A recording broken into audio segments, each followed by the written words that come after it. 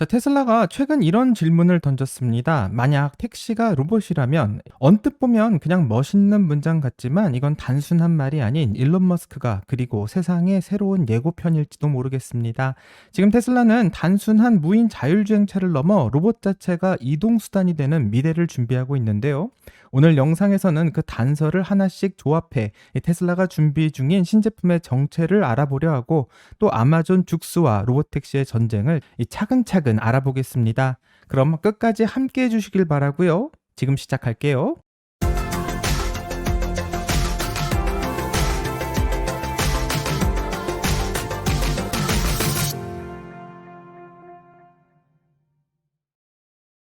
자, 테슬라는 미국과 독일 곳곳에서 이 새로운 제품의 소개라는 뉴 프로덕트 인트로덕션을 대거 채용하고 있습니다. 자, 이것은 단순히 인력을 보강하려는 수준이 아니고 비유하자면 마치 큰 건물을 짓기 전 자재와 인력을 일제히 끌어모으는 그런 분위기라고 할 수 있는데요. 이 분명 뭔가 대형 프로젝트가 시작하려는 신호 같습니다.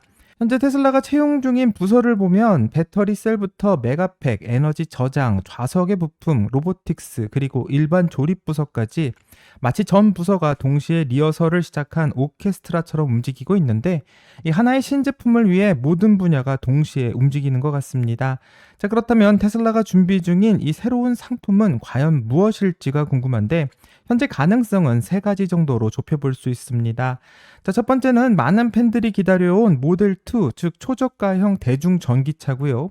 이 공장과 시트 부분에서의 채용이 활발하다는 건 이 전기차를 대량 생산할 조립 라인을 짜는 느낌도 들고 정말 테슬라가 보급형 전기차로 시장을 뒤흔들 준비를 하는 건지 궁금해집니다.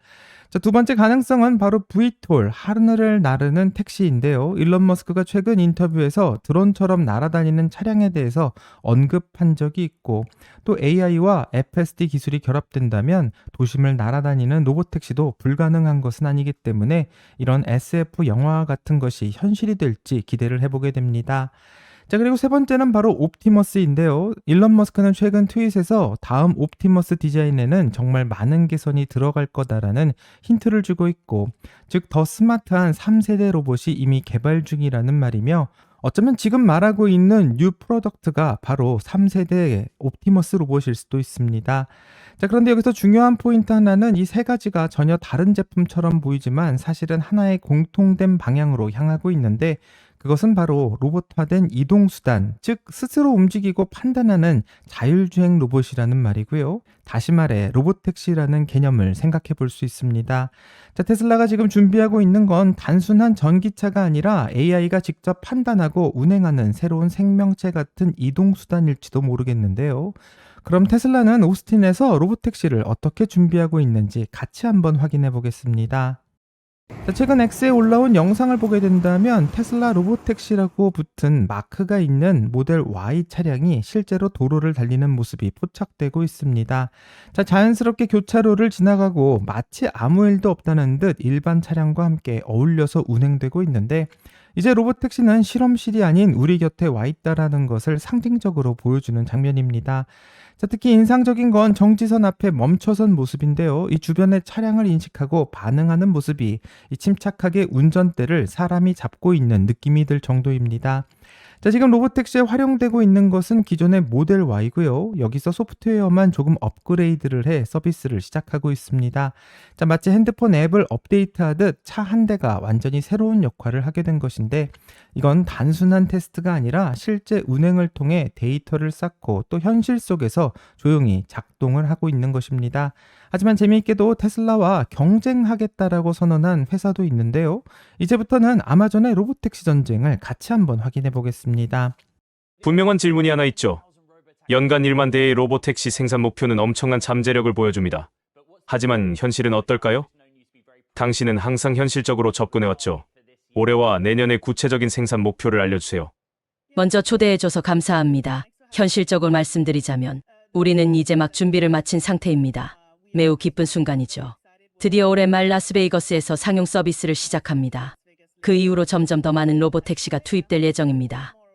그 다음으로는 샌프란시스코가 기다리고 있고 오스틴과 마이애미도 곧 이어질 겁니다. 우 로봇택시는 미국에서 전용으로 설계되고 연속 생산되는 차량이라 도시별로 점진적으로 생산 역량을 확보하며 준비를 마쳤습니다. 1만 대라는 숫자는 연방 규제와 관련해 중요한 의미를 갖죠. 맞죠? 현재 운전 장치가 없는 차량, 그러니까 당신들의 차량 같은 경우 공공도로에서 운행할 수 있는 대수의 제한이 있습니다. 도로교통안전국의 협의는 어떻게 진행되고 있나요? 앞으로 2년 안에 대규모 확장을 위한 면제 승인을 받을 수 있다고 보시나요? 우리는 자체 인증 절차를 따르고 있죠. 당시엔 그게 유일한 방법이었어요. 현 행정부가 혁신을 위해 많은 진전을 이뤄준 점에 매우 감사하고 있습니다. 전 세계적으로 이런 혁신이 일어나고 있으니 미국이 이에 대비하는 게 중요하죠. 도로교통안전국과의 협의는 매우 잘 진행되고 있어요. 교통의 대변역을 이루는 과정에서 규제 당국과 손잡고 일하는 게 핵심이고 지금까지의 속도에 깊이 감명받았습니다. 아마존의 지원은 어떤가요? 자금 지원을 얼마나 적극적으로 해주고 있나요? 자금 지원을 적극적으로라고 표현하기보다는 우리는 매일 스타트업처럼 일한다고 말씀드리고 싶네요. 아직 할 일이 많고 이건 비용이 많이 드는 사업이죠. 아마존은 매우 든든한 지원군입니다. 그들은 우리에게 날카로운 질문을 던지고 지원을 아끼지 않아요. 물론 우리는 예산을 제출하고 목표를 약속하며 그걸 반드시 달성해야 하죠. 약속을 지키지 못하면 당연히 질문이 따라오고 그래야 한다고 생각해요. 하지만 솔직히 정말 만족스럽습니다. 아마존과 함께한 지 5년이 지났으니 이제 연애 기간은 훌쩍 지난 셈이죠. 흥미로운 점은 아마존이 경쟁자들, 즉 다른 업체들도 주시하고 있다는 거죠. 로보택시 시장의 경쟁, 특히 웨이모와 테슬라에 대해 말씀해 주세요. 이런 경쟁 구도가 당신들에게 유리한가요? 정부에 어떤 영향을 미쳤나요? 우리는 항상 이 시장이 거대하다고 말해왔죠. 도로 위의 안전 문제와 비용 문제를 해결할 수 있는 기회예요. 지금보다 훨씬 더 안전한 도로를 만들 수 있다는 걸 알고 있습니다. 이건 큰 시장이자 큰 산업이에요. 여러 플레이어가 함께하는 게 좋죠. 저는 공개적으로 웨이모의 성과에 대해 자랑스럽게 생각한다고 말해왔어요. 특히 그들이 서비스하는 지역에 사는 사람이라면 더 그렇죠. 저는 샌프란시스코 베이 지역에 살아요. 웨이모 차량들을 귀여운 캐스퍼 유령이라고 부르죠. 그들은 그들만의 길을 가고 있어요. 다른 업체를 비판하거나 논평하는 건 좋아하지 않아요. 우리 모두 같은 도로를 달리고 같은 규제 당국의 감독을 받죠. 라스베이거스 스트립에서 차량을 테스트했죠. 상용 서비스를 향해 나가고 있는데 사람들이 궁금해할 구체적인 계획을 알려주세요. 스트립에서 운행할 차량 대수는? 요금은? 관광객들을 위한 서비스는 어떻게 운영되나요? 차량 대수로 말씀드리자면 현재 스트립에서 12대가량이 운행 중이에요. 사람들이 직접 세어볼 수 있으니 숨길 이유도 없죠. 이 차량들은 매일 자율주행으로 달리고 있어요. 자율주행 기술이 핵심이지만 고객이 진짜 원하는 건 특별한 경험입니다. 원하는 장소에서 태우고 원하는 장소에 내려주며 합리적인 시간 안에 멋진 경험을 제공하는 거죠. 그 뒤에는 운영 시스템이 이를 뒷받침하고요. 우리는 시장 수요에 맞춰 수십 대, 또 수십 대를 추가하며 서비스를 확장할 계획입니다. 요금에 대한 세부 사항은 공개하지 않겠지만 고객들은 이미 익숙한 가격대를 기대하죠. 우리는 그에 맞춰 경쟁력 있는 요금을 책정할 것이고 대규모 운영에도 대비할 겁니다. 최근 듀스의 CEO는 라스베가스에서 로보택시의 상용화를 공식 발표했고 샌프란시스코와 오스틴, 마이애미 등으로 순차적으로 확대할 계획이라고 합니다. 자, 목표는 무려 연간 1만 대. 이 수치만 보면 상당히 인상적이지만 실제로 아마존이 넘어야 할 벽은 상당히 많습니다. 자, 듀스의 차량은 라이다와 HD맵이 있는 상황에서만 운행이 가능하고 속도도 최대 시속 75km로 설계되어 있기 때문에 상당히 제한적입니다. 자, 마치 놀이공원의 모노레일처럼 정해진 루트를 쉽게 벗어나지는 못하는 구조인데요. 게다가 운전석도 핸들도 없는 완전 자율주행 시스템이기 때문에 미국 교통당국의 특별한 규제 승인이 없이는 공공도로의 진출도 어려운 상황입니다. 즉 기술만으로는 부족하고 정책적 장벽까지 넘어야 현실화될 수 있고요. 그리고 2024년 2건의 후방 충돌 사고로 인해 니자의 조사를 받고 있으며 소프트웨어 업데이트로 해결했다고 하지만 현재 규제 당국의 면밀한 감시를 더하고 있는 상황입니다. 자, 반면 테슬라는 훨씬 더 현실적인 방식을 선택했는데요. 이미 수백만 대의 테슬라 차량을 이 도로 위에 깔아놓고 있고 2025년 6월엔 오스틴에서 모델 Y 기반 로보택시 서비스를 시작하려고 합니다. 그리고 2026년부터는 전용 로보택시인 사이버캡의 생산도 본격화될 예정인데요. 이 아마존은 2020년 자율주행 스타트업인 죽스를 12억 달러에 인수하며 다소 늦게 이 시장에 진입했고, 죽스는 승객용 로보택시뿐만 아니라 배송용 자율주행 플랫폼으로도 활용될 수 있도록 설계되었습니다. 이 말 그대로 택시와 물류를 동시에 노리겠다라는 전략인데요. 이 기술 접근 방식도 테슬라와는 완전히 다릅니다. 이 테슬라는 카메라 기반 AI 비전 시스템, 즉 소프트웨어 중심의 구조를 선택했고, 죽스는 라이다와 레이더, 고정밀 지도를 결합한 하드웨어 중심의 방식을 선택하고 있습니다. 자, 이 차이는 단순히 기술의 스타일이 아니라 운영의 비용과 확장성, 즉 사업의 구조 전체를 결정짓는 요소로 작용하는데요. 한쪽은 도시에서 실전 테스트를 이미 시작했고, 이 다른 한쪽은 규제와 비용 문제를 뚫기 위해 준비 중인 상황입니다. 이 같은 목적지를 향하고 있는 것 같지만 이 테슬라와 아마존은 전혀 다른 길을 걷고 있는 셈인데요. 그렇다면 이 두 방식은 결국 어떤 시장의 결과를 만들어낼지 궁금한데, 이제부터는 그 차이를 조금 더 비교해 보도록 하겠습니다. 자, 우선 비용의 구조부터 보게 되면 블룸버그에서는 테슬라 로보택시의 운영 비용은 경쟁사 대비 약 7분의 1 수준이라고 합니다. 자, 라이다 없이 카메라만 쓰고 있기 때문에 하드웨어가 상당히 단순하고 차량의 가격도 낮을 수밖에 없는데요. 게다가 이미 판매된 테슬라 차량에 FSD 소프트웨어를 업데이트하면 바로 로보택시로 전환이 가능하고, 이 반면 죽스는 전용 차량을 일일이 생산해야 되기 때문에 초기 투자와 그 확장의 속도에서 큰 차이가 생길 수밖에 없습니다. 또 데이터 면에서는 자율주행 기술에서 데이터는 곧 실력이라고 말할 수 있는데, 이 테슬라는 지금까지 30억 마일 이상을 실제 도로에서 주행하며 FSD를 학습시켰고, 하지만 죽스는 아직 시범 운행 중이라서 데이터량 자체가 비교가 되지가 않습니다. 이런 AI의 학습 격차는 시간이 지나면 지날수록 점점 더 벌어질 수밖에 없고요. 또 생산의 인프라에서 테슬라는 연간 200만 대 이상을 생산할 수 있는 생산 기지를 확보하고 있지만, 이 죽스는 아직 생산량 자체가 매우 제한적인 상황입니다.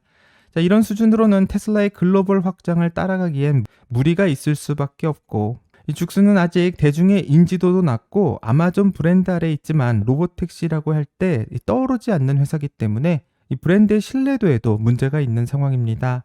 자, 그렇다면 이 아마존이 왜 이 시장에 굳이 뛰어들려고 하는지가 궁금할 수밖에 없는데요. 이 답은 상당히 명확합니다. 바로 물류 자동화와 배송비 절감 때문인데, 이 맥킨지에 따르게 되면 자율주행 기술이 물류 네트워크에 적용된다면 배송 비용의 20에서 30%까지 줄일 수 있다는 이야기가 있고요.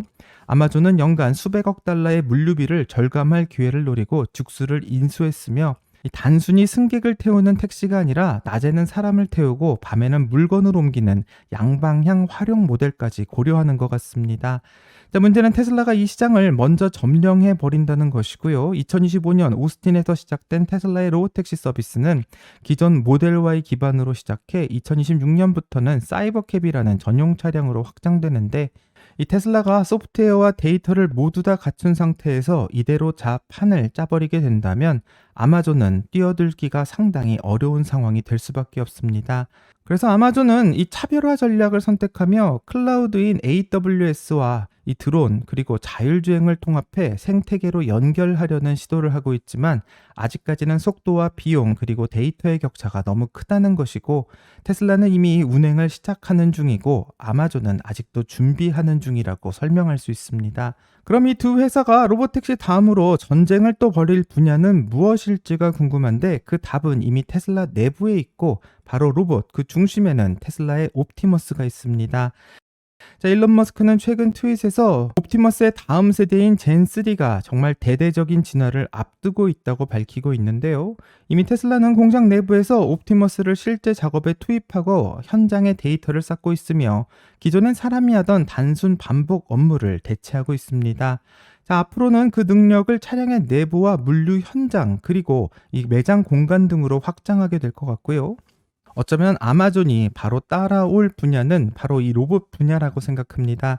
자, 이미 아마존은 창고의 자동화 로봇과 물류용 로봇파를 적극적으로 활용하고 있고, 이 배송용 드론인 프라임 에어 그리고 죽스를 통해서 자율주행 배송과 승객의 운송까지 진출했는데, 그렇기 때문에 아마존의 다음 수순은 테슬라처럼 옵티머스와 같은 AI 기반 다기능 로봇이 될 가능성이 높고, 이 테슬라가 로봇을 모빌리티와 서비스, 생활 영역 전체에 투입하려는 것으로 계획하고 있지만, 아마존은 물류의 생산성에 초점을 맞추게 될 것 같습니다. 결국 자동차 회사와 전자 상거래 기업이 로봇 전쟁의 무대에서 마주칠 수도 있고 그 시작점은 바로 로보택시부터 시작할 것 같습니다. 자, 지금까지 우리는 테슬라가 만들고 있는 미래 그리고 아마존을 비롯한 경쟁자들이 그 뒤를 쫓는 모습을 살펴봤는데요. 하지만 중요한 건 이 미래가 더 이상 먼 상상의 미래가 아니라는 것이고 단 며칠 뒤 2025년 미국 시간으로 6월 22일이면 테슬라의 첫 로보택시 서비스가 정식으로 공개됩니다. 자, 우리는 아주 오랜 시간 동안 자율주행차 이야기를 해왔고요. 정말 이제는 그 상상이 현실로 바뀌려고 하고 있고 6월 22일부터는 그 첫걸음을 보게 될 것 같습니다. 이 테슬라가 보여주는 움직이는 AI 그리고 그것이 바꿔나갈 도시의 모습 또 일자리의 개념과 이동의 본질까지 과연 이 모든 것이 어떻게 세상을 변화시키게 될지가 궁금하고요. 여기까지가 오늘의 테슬라 뉴스입니다. 오늘 영상이 도움이 되셨다면 구독과 좋아요 그리고 알람 설정 부탁드립니다. 오늘 좋은 하루 되시고요. 오늘의 테슬라 뉴스는 내일 또 새로운 소식으로 다시 찾아오겠습니다. 감사합니다.